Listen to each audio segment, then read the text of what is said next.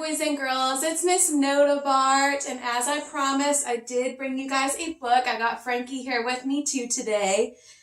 Frankie is a foster dog we got around Thanksgiving, and she joined our family at Christmas. She's a sweet baby. So I brought her in on this little video because it's so fun to read to your pets. Whether it's a fish or a cat or a dog, or if you don't have a pet, a stuffed animal is really a great alternative too. And it's fun to have someone to read to, or a brother or a sister. So Frankie's here so that we can read together. I did buy this book, 5-Minute Pete the Cat stories, for you guys and also for myself, because I love Pete the Cat and I have not read all of the Pete the Cat stories yet. Are you done? Okay. A good one that I found in here that I thought was appropriate for right now is, oh, I gotta find it. Ooh, they got a lot of good ones in here. Pete the Cat, Sir Pete the Brave. I read that one yesterday too. But I really like this story, especially right now while we're kind of hanging out at home and we don't have school. This one is called Pete the Cat, Rock On, Mom and Dad. So we're going to read this story together because I miss reading aloud to you guys, and I thought that this is kind of the best that we can get right now. So me and Frankie are going to read this book to you guys. So sit back and relax and enjoy Groovy Pete the Cat. It's Monday morning, and Pete the Cat wakes up only to realize his alarm is running late for school. His alarm didn't go off. Oh no, this is definitely not how Pete wanted to start out the week. But Pete is not worried at all. He quickly gets dressed. He knows his parents are here for him. When he gets downstairs, Dad has already prepared breakfast.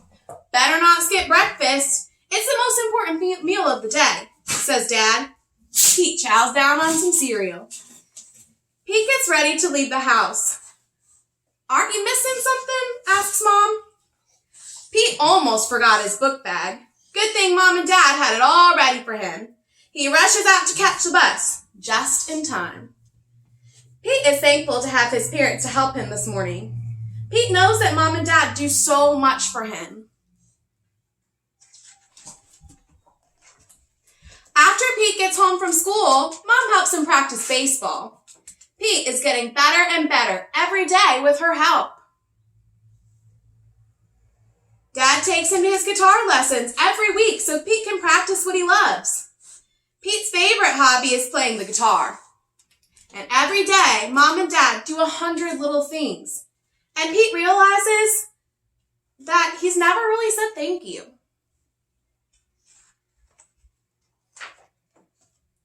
Today, Pete is going to surprise Mom and Dad with something totally awesome. Pete tries to think of the very best way to say thank you. He could make them dinner, except he knows he would probably make a big mess in the kitchen, and Mom and Dad would end up helping him clean the kitchen instead. Not a good idea. He could pick them a bouquet of flowers, except he's not sure what Mom and Dad's favorite flowers are. Pete thinks harder. He could clean the house. Mom and Dad would like that. But the last time he vacuumed, he broke a vase and almost broke a lamp. He could mow the lawn, as long as he remembers not to mow the garden this time. Or he could change the oil in his dad's car, but he was not too sure how to do that. That all seems nice, but it doesn't seem like enough.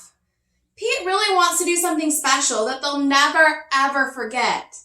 He wants them to know how thankful he is to have them around.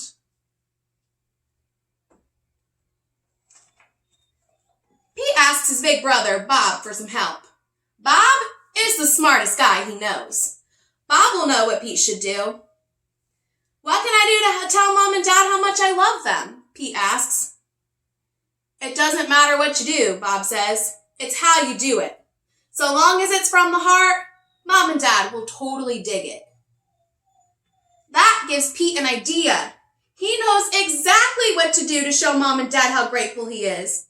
There is one thing that Pete can do better than any other cat he knows. Rock out. So Pete sits down and writes Mom and Dad a song. Soon he is ready to perform the song, and he goes a little something like this. Mom and Dad, you are the best. I love you more than all the rest. Yeah, I do.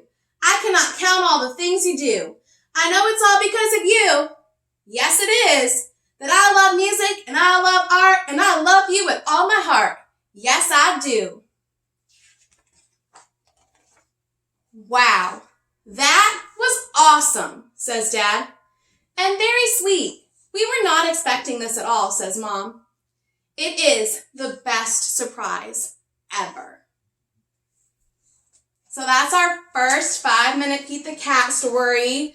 And I thought this was a good story because right now, your parents and your grandparents and your guardians are working really hard to take care of you. They're working really hard to make sure that you guys are staying healthy, to make sure that you have food to eat, keep the house clean, to help you guys learn while you're not in school. So my goal for you today is to do something nice to show your parent or your guardian or your grandparent that you're really grateful for the things that they do. Pete thought of a lot of different ideas, and then he ended up choosing a song. It was something that he was really good at it, but the most important lesson was from his big brother Bob, who said, doesn't matter what you do, as long as it comes from the heart, it will be special. So stay tuned for another 5-minute Pete the Cat story. I miss you guys. Wash your hands.